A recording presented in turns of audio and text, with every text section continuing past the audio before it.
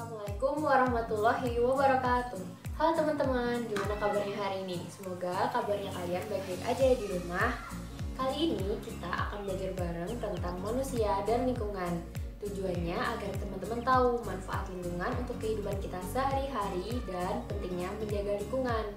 Pada subtema 1 manusia dan lingkungan, ada 4 pembahasan yang akan kita pelajari bersama-sama. Yang pertama ada IPA, lalu PPKN, IPS, dan seni budaya. Yuk kita langsung aja ke materinya. Nah, pertama kita akan membahas mata pelajaran ilmu pengetahuan alam tentang siklus air dan dampaknya pada kelangsungan hidup manusia. Sekarang, apa sih siklus air itu? Siklus air adalah sirkulasi atau perputaran air secara terus-menerus dari bumi ke atmosfer, lalu kembali ke bumi. Tahapan siklus air memiliki 4 tahapan. Apa sajakah itu? Tahapan pertama yaitu evaporasi, lalu presipitasi, kemudian kondensasi, dan yang terakhir hujan. Lalu, apa saja sih dampak air pada kelangsungan hidup manusia? Dampaknya yaitu sebagai sumber air bersih, pengatur kelembapan, suhu, curah hujan, dan iklim di bumi. Nah, sekarang kita akan membahas tentang keragaman budaya di Indonesia. Tiap daerah tentu memiliki bahasa daerah, pakaian daerah, rumah adat dengan ciri khasnya yang unik. Nah, seperti yang bisa teman-teman lihat nih, di sini ada 15 contoh gambar dari suku-suku di Indonesia. Ada dari Aceh, Sumatera Utara, Sumatera Barat, Banten, Jakarta, Jawa Barat, Jawa, Jawa Timur. Ada juga dari Kalimantan Barat, kemudian Kalimantan Selatan, lalu ada NTB, NTT, Sulawesi Selatan, Maluku, dan juga Papua. Beragamnya suku dan budaya di Indonesia membuat pentingnya kita untuk saling menghargai atas perbedaan yang ada. Kita harus selalu mempedulikan satu sama lain meskipun kita berbeda latar belakang, berbeda ras, berbeda suku dan budaya. Seperti yang sudah dijelaskan oleh semboyan kita yaitu Bhinneka Tunggal Ika, berbeda-beda tetapi tetap satu jua. Artinya kita harus selalu menumbuhkan sikap toleransi atas perbedaan yang akan kita temui dalam kehidupan sehari-hari. Nah, pada pembahasan sebelumnya kita telah membahas tentang keanekaragaman budaya yang ada di Indonesia. Selain keanekaragaman budaya, di Indonesia juga memiliki beragam kegiatan ekonomi dan jenis usaha.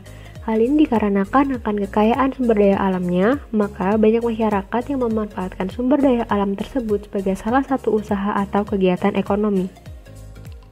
Untuk kegiatan ekonomi yang memanfaatkan sumber daya alam yang pertama adalah pertanian. Petani adalah seseorang yang melakukan pengelolaan tanah dengan tujuan menumbuhkan dan memelihara tanaman seperti padi, kacang, tebu, teh, dan lain-lain. Kegiatan ini masih banyak dilakukan di Indonesia karena Indonesia termasuk negara agraris. Ini membutuhkan lahan yang luas untuk melakukan kegiatan tersebut. Maka, area pekerjaan petani ada yang di sawah, hutan, dan perkebunan. Namun, di zaman modern seperti saat ini, tidak jarang untuk melakukan kegiatan bercocok tanam di area yang sempit karena adanya teknik hidroponik. Jenis usaha selanjutnya adalah nelayan. Nelayan adalah seseorang yang melakukan penangkapan ikan atau biota lain yang hidup di perairan, baik itu di laut, di sungai, maupun di danau. Hal ini mudah dilakukan di Indonesia karena Indonesia merupakan negara maritim. Hasil yang diperoleh pun beragam, dapat berupa ikan, cumi-cumi, udang, kepiting, gurita, dan masih banyak lagi. Jenis usaha yang lainnya adalah peternak. Peternak adalah seseorang yang melakukan perkembangbiakan hewan untuk mendapatkan hasil dari kegiatan tersebut. Contoh hewan ternak dapat berupa sapi, ayam, kuda, dan lain-lain. Kegiatan ekonomi yang memanfaatkan sumber daya alam yang terakhir adalah pertambangan. Pertambangan adalah kegiatan yang meliputi penelitian, pengelolaan, eksplorasi, pengolahan barang mineral. Hasil barang mineral dapat berupa emas, batu bara, dan batuan mineral lainnya.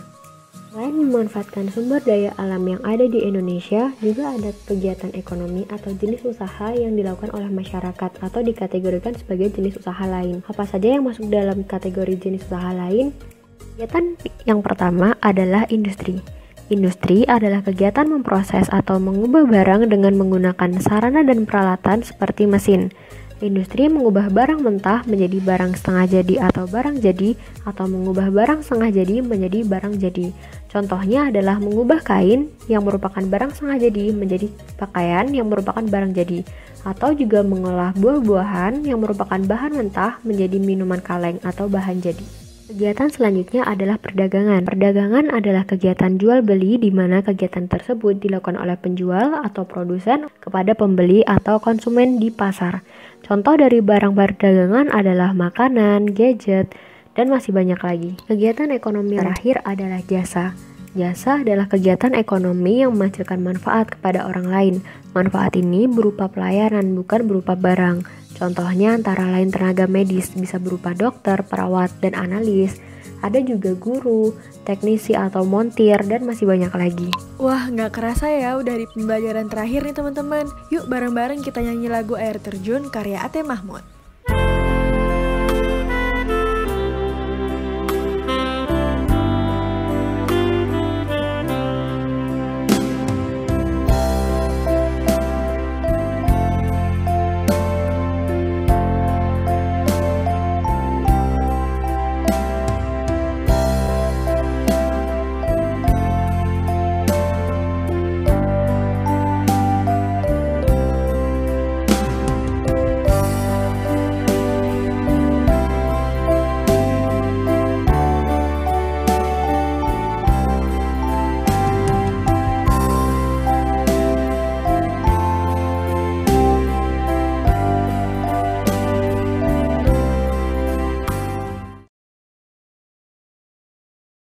Seru kan belajar barengnya?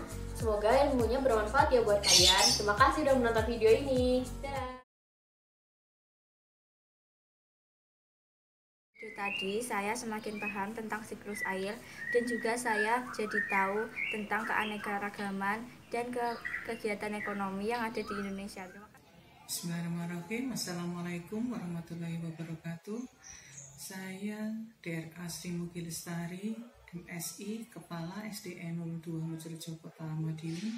Setelah saya melihat tayangan video adik-adik KKN dari UII, sangat menginspirasi sekali video pembelajaran tersebut, karena video tersebut sangat dibutuhkan oleh guru-guru, utamanya guru-guru di Indonesia, karena sangat menginspirasi dan mendukung pembelajaran daring yang selama ini kita jalani.